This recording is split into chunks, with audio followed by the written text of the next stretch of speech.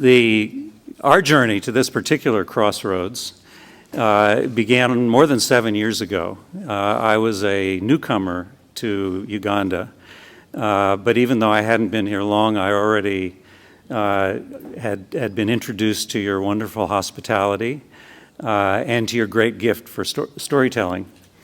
As a journalist, as I heard the stories that some of you told me about your lives, I immediately felt that other people should hear these stories too. I think that personal stories are a wonderful way of understanding in a very tangible and human way what a culture is all about. So as a journalist, I wanted to see these stories told. But for very obvious reasons, I'm not qualified to tell them. Not only do I not have the experience to tell them, but I also, as you will learn shortly, do not have the grace or the charm of the people who did tell them. So, unable to tell them myself, but unwilling to let them go, I invited some of my friends to tell their stories and to tell them in writing, and I offered my services as an editor to help get them out. But it's important to remember that these stories are absolutely their stories in every sense of the word. The only requirements that I imposed were that the stories had to be true and they had to be personal, and they had to talk in one way or another about Uganda's culture and how it shaped who they are today and how it shaped who they hope to be in the future. I've been asked by a number of people how we chose the name Crossroads. And the answer, the simplest answer, and probably the most honest, is that I stole the idea from one of the writers, Carol Ariba, who actually titled her story Crossroads. The story, like many of the stories in the collection, talks about her path from the past to the point she has reached today, and all of the influences that shaped her and her life, the traditions, local cultural attitudes. And then she describes herself as being at a crossroads of her own, where she has to decide now what path does she take in the future, and there are a number of different paths she can take. But in another sense, this is also a special kind of crossroads where my particular path as a person from the global north met a group of Ugandans. And I think that as with any crossroad, it's important to be very alert when you enter a junction like this. You have to certainly know where you are coming from and where you are going, so you have to understand yourself. But you also have to be very aware of the others who are entering the same junction at the same time.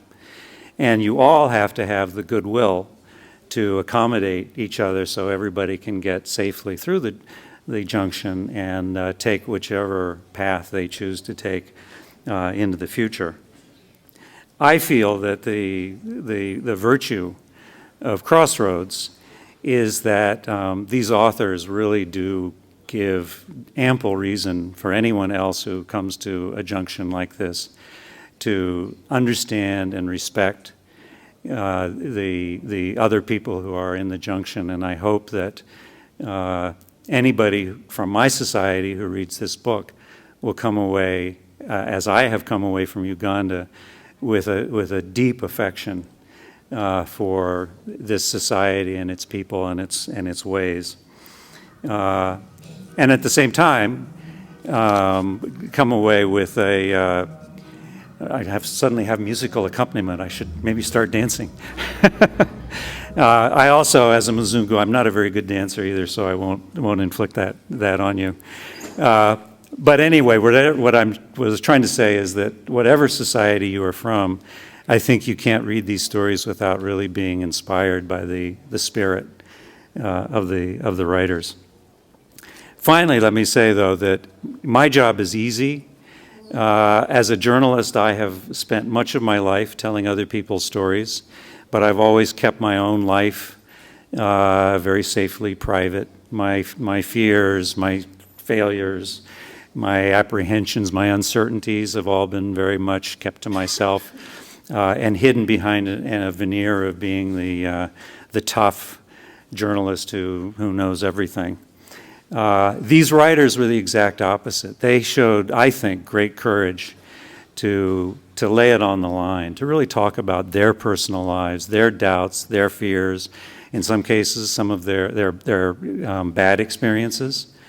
And to me, that's an act of courage that I can barely imagine showing myself.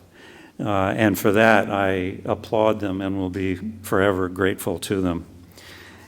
They've given a gift of themselves to all of the people who are lucky enough to read this collection. Right now, as I stand before you, I'm reminded of a poem by a great American poet, Emily Dickinson, who was a very modest woman. She lived a very private life, largely unknown. And yet, if you read her poetry, you are struck by the grandeur of her ideas and the power of her emotions. And she wrote a poem that really was about the feeling that an author feels when she releases her work to the public. I've always loved the poem, but today, as I stand before you, I relate to that poem in a brand new way because I think I feel the same feelings. So I'll close just by reading this brief poem. This is my letter to the world that never wrote to me, the simple news that nature told with tender majesty. Her message is committed to hands I cannot see, but for love of her sweet countrymen, judge tenderly of me. So thank you, and I now will hand the floor over to the wonderful authors of Crossroads.